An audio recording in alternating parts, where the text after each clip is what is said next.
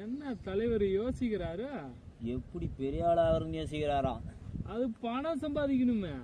அப்படின்னா தலைவர் ஏதாவது வேலைக்கு போனாதான் பணம் சம்பாதிக்க முடியும். என்னது தலைவர் வேலைக்கு போறதா? அது நடக்காத காரியமாச்சு.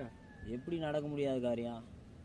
ஏடா தலைவருக்கு இருக்கிற வசதிக்கு யாருக்கிட்டே வேலைக்கு போனா ஊர்ல எவ்வளவு கேவலமா பேசுவாங்க. அப்படின்னா தலைவர் வசதிக்கு தகுந்த மாதிரி ஏதாவது வியாபாரம் செய்யணும். வியாபாரம்னா பணத்தை கொட்டி வாரணுமே. தலைவரை கொட்டி வாரும்போது வார முடியல. தலைவர் யாருக்கிட்டே வேலைக்கு போய் சேர வேண்டியதா?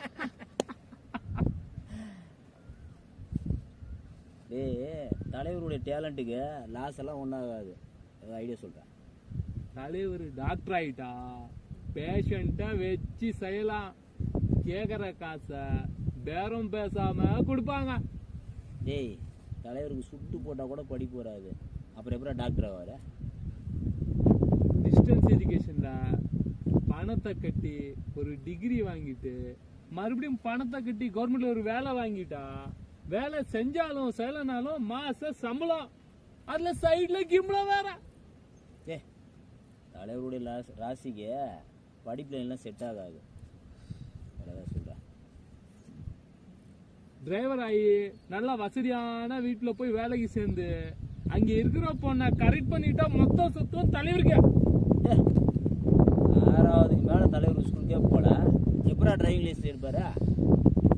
என்னது 6வது ஆல் பாஸ், அதுவே பாஸ் பண்ணலையா தலைவர? டேய் இந்த ஆசைப்படாத மனுஷங்களே கிடையாது. மனுஷங்களுக்கு ஆசையை தூண்டி வியாபாரம் பண்ணா செம்ம காசு பார்க்கலாம். எப்படி தலைவரை ஏதாவது ஒரு கடை ஆரம்பிச்சு இப்போ குழுக்கள் பரிசு தரணும்னு ஜனங்களுக்கு ஆசையை தூண்டி வியாபாரம் பண்ணா செம்ம காசு போட்டு விடுவாங்க. தலைவரை bitcoin, crypto currency, MLM, share market மாதிரி ஏதாவது புதுசாக செய்யலாம். டேய் தலைவருக்கு அந்த அளவு டேலண்ட் பத்தாதுடா. லாட்டரி சீட் நடத்தினா அது கவர்மெண்ட் தடை பண்ணிருச்சா? கவர்மெண்ட்டே நாமளா ஆயிட்டா? என்னடா சொல்ற?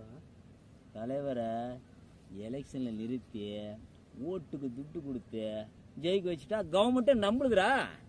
அரசியலும் பணத்தை கொட்டி தான் வரணும். யாரா அவன் எல்லாமே கொட்டி வரனாதான் வாழ முடியுன்ற மாதிரி இருக்குது. அதுவே தெரியாதா? டேய் கொட்டி வர மாதிரி சொல்றா? எங்கேயாச்சும் திருட தான் போனோம். தலைவரா பாளையங்கோட்டையோ வேலூரோ மாட்டினா களி தான் திங்கணும்.